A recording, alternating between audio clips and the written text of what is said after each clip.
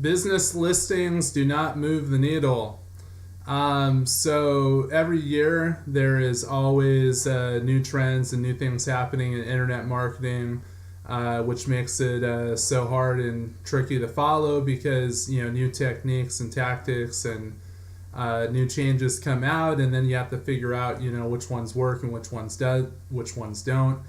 So one of the newer ones this year has been, and also last year too, has been business listings. You have people that are out there, companies that make a big deal about how you got to have a consistent NAP, name, address, phone number. You have to have consistent listings, and if you don't, all sorts of bad things are going to happen, and customers are going to stop calling you, and your business is going to be in big trouble if you don't pay the money.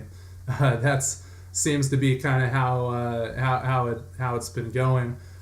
So I literally just read an article, and they were talking about the importance of business listings, and they were referencing a study that was done by Bright Local, and it asked customers what the number one reason was that would make you not trust a business. And the number one reason was 80%. It was incorrect/inconsistent contact information. That if a website had incorrect/inconsistent contact information, that it would cause them not to trust the business. I feel that study is a little bit misleading, and I think that study is a little bit self-serving, being that Bright Local is a internet marketing company. I think I think of myself as pretty unbiased, because if I thought that business listings were a good idea and that they could help people and genuinely move the needle, I would sell it. I would try and make money off of it. I could make money. I could sit here and talk to people and say, hey, we're going to charge X amount of dollars, and it's a good idea for you to pay us money for the business listing, so here's how much it costs and you should do it, and a custom way of selling it. We're not selling it though, because I don't think it moves the needle. But you have a study like this saying 80% aren't going to trust you if you have incorrect/inconsistent. That's such a giant difference. There's a giant difference between inconsistent and incorrect. Obviously if you have incorrect phone number, incorrect email, incorrect address, it's going to cause people to not trust you. If you have a wrong phone number, people are not going to trust you. But inconsistent, the fact that you have a working phone number on one business listing and a working phone number on another business listing, how is that going to cause people not to trust you? Most people aren't going to pay attention, on this one, on yellowpages.com, there was one phone number, and they memorized the phone number, and then they happen to go to Google Maps, and they see, Google Maps, they have a different phone number, and I remember the other phone number, and because there's two different numbers, I don't trust the company all of a sudden.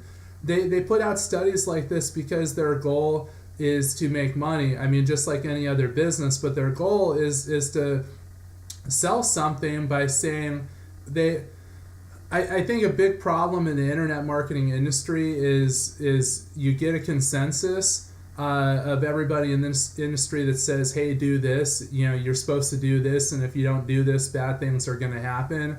And then small business owners do it, and they don't really pay attention to the results. They've just been told, hey, you need to do this, and so they just go along and do it. But the main problem is that it doesn't actually do anything.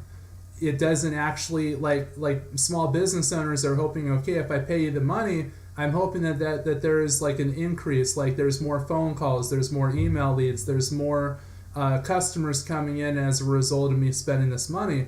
But just because you get a consistent phone number, a consistent address on all these different business listings that nobody ever looks at, and the only people that look at them are the search engines that crawl, all these different directories that are out there, the robots and the crawlers are the only ones that ever look at these directories. So to say that having consistent information all of a sudden is going to equal trust, I mean, if if consumers are supposed to trust you just because you have, quote unquote consistent listings, how are people going to notice it's consistent if they're never even looking on these directories?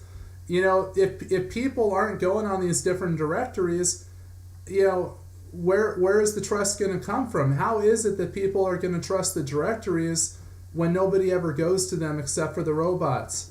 So that's what I don't get. So like I read an article like this, and it says that businesses are supposed to do it, and if they don't, consumers aren't going to trust you. And then they mix in something that's a really big deal between incorrect and inconsistent. That's a giant deal. That's like apples and oranges. It's two completely different things. And then they mix it in just to convince people that, hey, you need to spend money on this so that we as a company can make more money. I think the industry has a problem as a whole, and we already see this with search engine optimization. Business owners would be fine paying money for search engine optimization, but the main problem is that too many times they've been robbed of their money. Too many times they've been sold a bill of goods saying that you need to pay us for SEO and we're going to do all this magical stuff, and it almost never comes to fruition. So it's like people in the internet marketing industry, they wonder why don't people want to pay for SEO nowadays? I'd say with Custom Wave, I would say about 90% of our clients and money spent in Custom Wave is with search engine advertising, not with SEO, because so many people have been burned by SEO before. And they've had a bad experience, and they don't want to pay money for it anymore. So, then now you're selling business listings, and you wonder why people don't want to pay for your SEO, because they don't trust it. They don't trust that long term they're going to get something for their money. So I'm not a fan of the business listings. I don't see it moving the needle, and the main reason why they tell you to do in the first place is trust, which I already talked about. But the other reason is, Google likes it if you have consistent information. Well, even if you have consistent information on all these directories that nobody goes on, you still run into the problem of the lack of real estate. You still run into the issue where there's not enough space on the first page of Google for local businesses. You have all these big national companies that pop up, you have review websites that pop up, you have social media websites that pop up. So nowadays it's like there's only 5 or 6 local businesses that pop up for a keyword that's really possible. So how exactly are the business listings going to change that problem? How are the business listings all of a sudden going to create more space on the first page of Google? And if these business listings were so magical at moving the needle, how is it that there's probably 10 or more companies doing the exact same thing, but there's not enough space for all 10 companies that happen to pay for these business listings? How exactly does that work? So you ruin your credibility, and the real place where trust gets ruined is the fact that small business owners pay for these business listings and get absolutely nothing for it.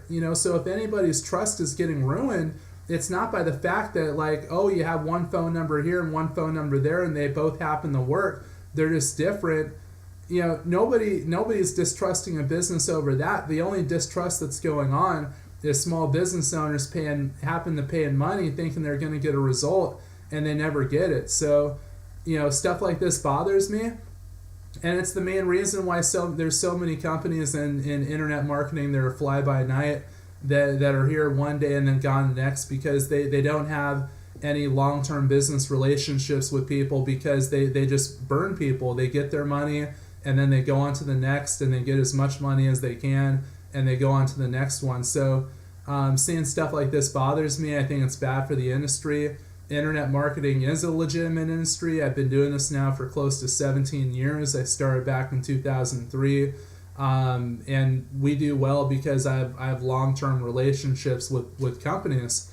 But when you have stuff like this happen, it harms the industry, because for most small business owners, they're going to go, this stuff is a sham. So if you haven't noticed, I don't like business listings.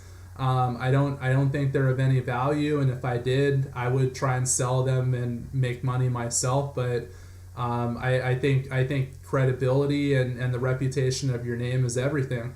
So I don't want to sell something if I'm not convinced that people are going to get value of it.